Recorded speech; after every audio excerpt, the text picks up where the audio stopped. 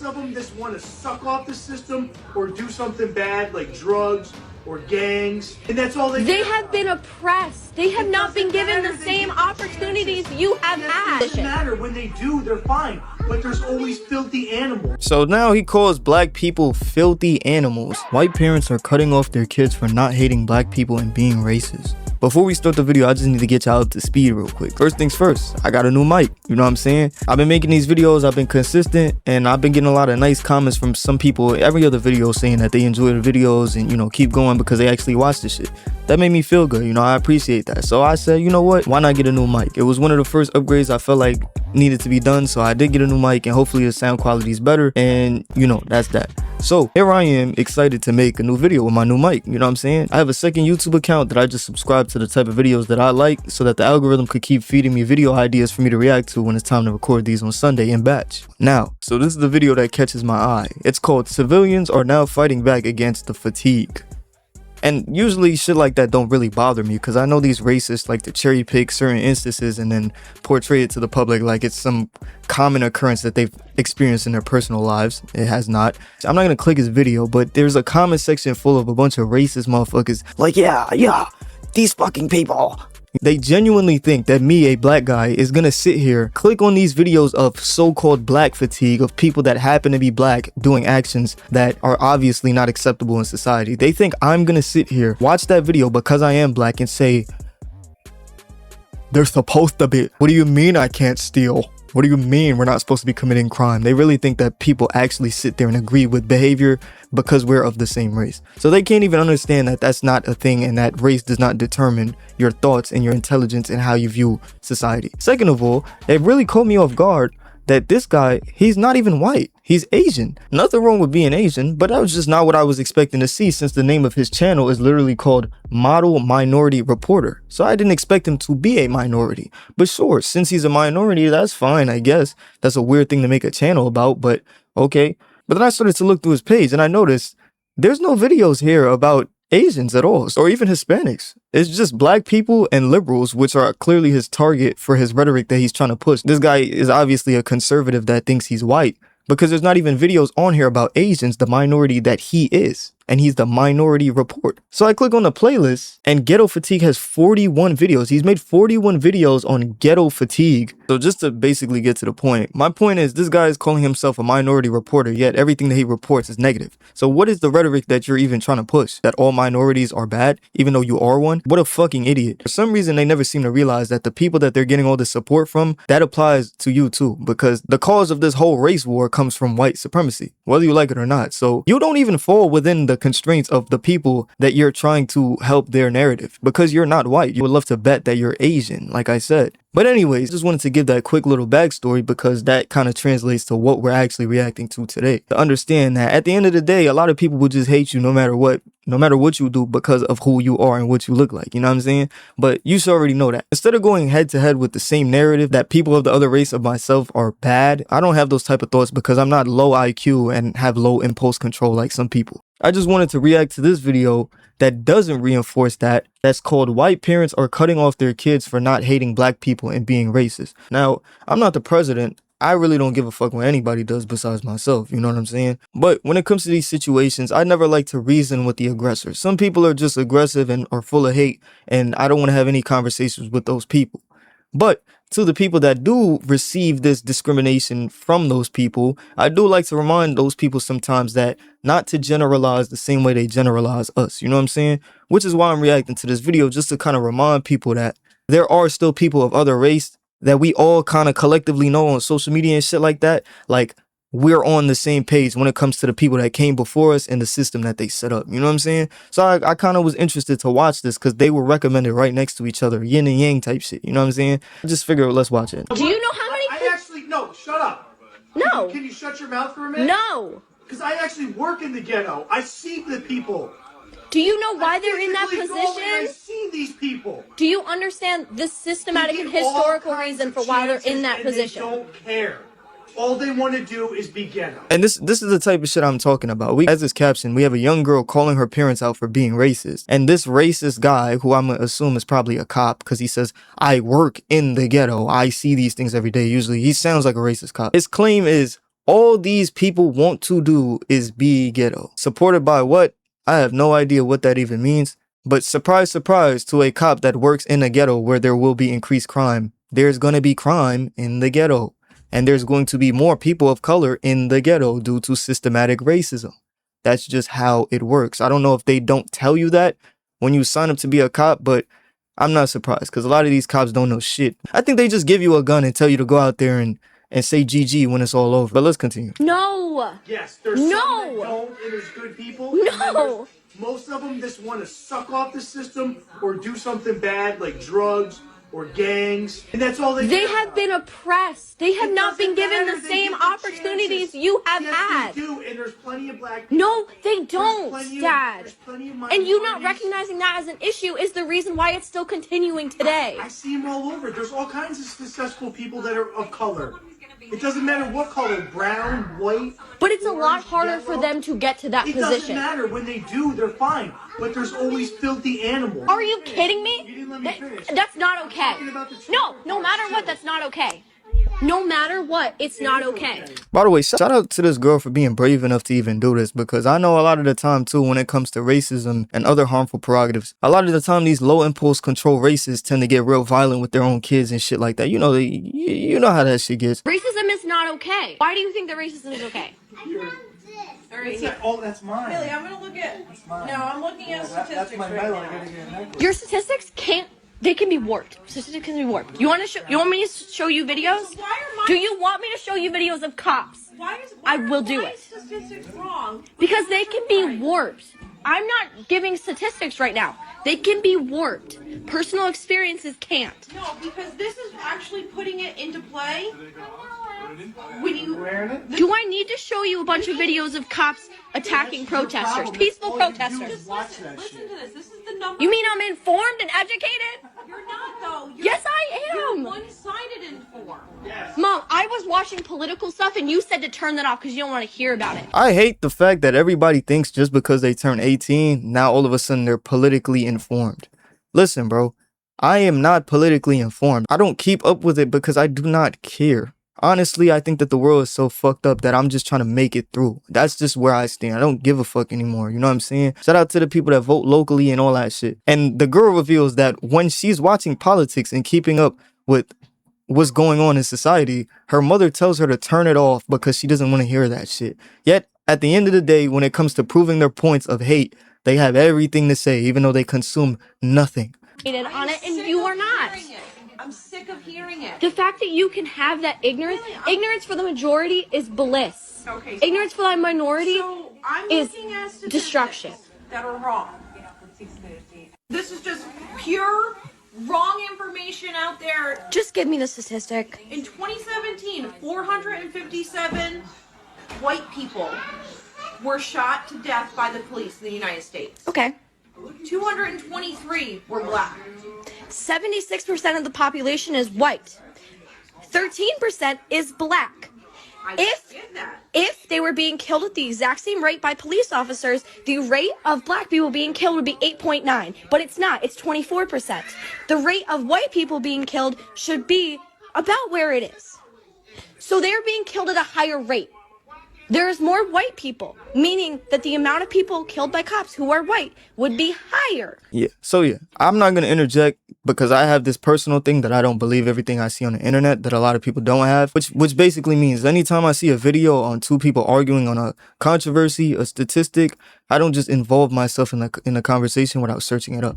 However, am I gonna go search this up right now? No, I don't care. Anyways, at the end of the day, this shit is all passed down. You know what I'm saying? Like, this is all passed down. Nobody comes out the womb being racist. Nobody comes out the womb wanting to be ghetto, whatever that means. Yeah, that's just one instance. Before we move on to the next, I just want you to take a look at this girl's face. You know what I'm saying? Because like I said, the whole point of this video is for me, a black person. I don't give a fuck about these races. I'm talking to the other black people that are going to see this video. You know what I'm saying? I just want to remind you not to fall in the loop of hating other races. Now, I'm not saying that you should go out your way to try and involve yourself in, you know, spaces that are not of your group. Because I'm very sure you can go on Google right now and find multiple instances of when that doesn't play out right for black people either. When you're in a group of when you're the only black guy in a group of white friends, or the only black guy on a vacation trip full of white people, it doesn't really usually end out too well. You know what I'm saying? So I'm not saying to go do that. All I'm trying to say is, you can stay to your own demographic the same way any other minority can. There's nothing wrong with that. If that's who you prefer to be around, cool. But, so I just don't want you to fall in that loop of doing the same shit they're doing, thinking that all white people are racist. You know what I'm saying? Because whether you think that or not, I'm not here to debate you, but I personally don't think that. You know what I'm saying? So shout out to this girl for doing that, and let's move on to the next one. I officially went no contact with my family because of racism. Yesterday was the craziest day of my life, I think. I went and confronted, my brother tried to come into my room and have a conversation with me. And so then I came downstairs and I huddled the whole family together and I was like, I'm leaving tomorrow and I'm very uncomfortable with how racist you guys are. And I want to be able to talk about it and grow through it. And if we can't, then I'm gonna have to walk away.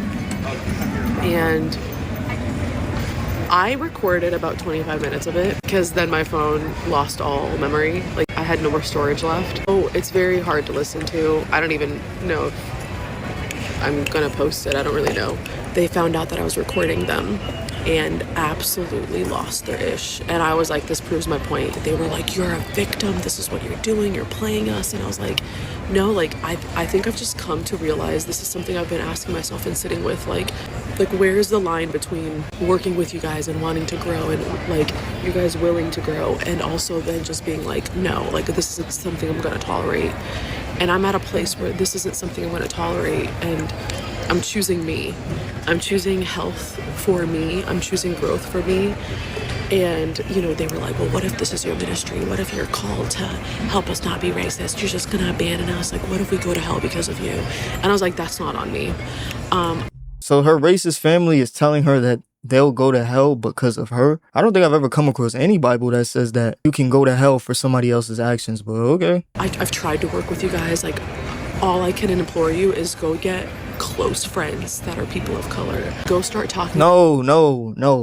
This is the only thing I disagree with. Stay the fuck away from people of color. If you're racist, you know you're racist, just stay away. You know, go back to your circle jerk with your fucking other racist comrades and slap each other on the... Go back into your little basement and complaining about the reason that you can't get a girlfriend or a wife is because black guys are gonna fuck your wife or whatever the fuck they be saying. You know, they have that little cuck fantasy and shit that they be saying too. For some reason, they keep talking about whatever. Go back to doing that. Please do not bring yourself into black communities or try and befriend them or act like you're not racist. The thing is, most black people actually don't even care if you're racist. It's just the fact that we have to deal with it because it's systemic. You know what I'm saying? Like, it'll affect the fact that if you'll get a job or whatever, because at the end of the day, white people dominate the top of the pyramid when it comes to this country as a whole. I think 92% of politicians are white to begin with. So we obviously know, like, you can't escape it. But most black people actually would rather you just keep your racist shit with y'all, and if we could just function in our own spaces, and you know what I'm saying, that would be cool. Because nobody is sitting around hoping that you're friends with us. We actually don't give a fuck. You know what I'm saying? It's just the fact that you can't avoid it. So just stay away from black people, you know what I'm saying? And then the crazier thing was, like, my mom starts to talk about how she grew up racist and persecution of the church. And I was like, Mom, being persecuted for what you believe in isn't a racist thing. That's not what we're talking about here. Anyways, it was pretty bad. So anyways, I'm now at the airport. I've been at the airport like 5 hours before my flight. Boohoo weeping. I feel like younger me would be so proud. Like, younger Angelica is so proud. All right, let's move on to the next one. This might be a hot take, but if you're a white person, do not cut off your racist family members. The reason why is that if you fully cut them off and you're like, you're racist, I'm done with you, they aren't going to associate you leaving them with their hatred, with their behavior, because they don't think that they're doing anything wrong. But So she's more...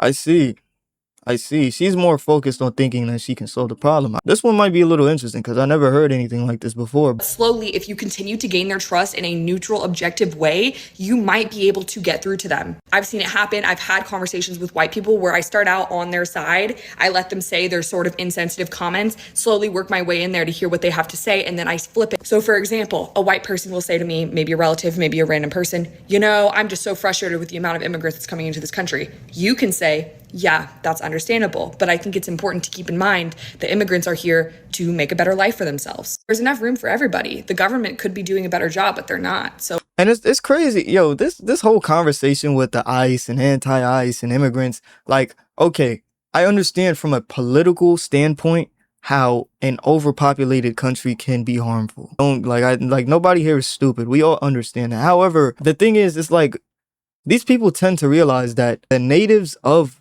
this country are still a minority too. The actual people that were here first.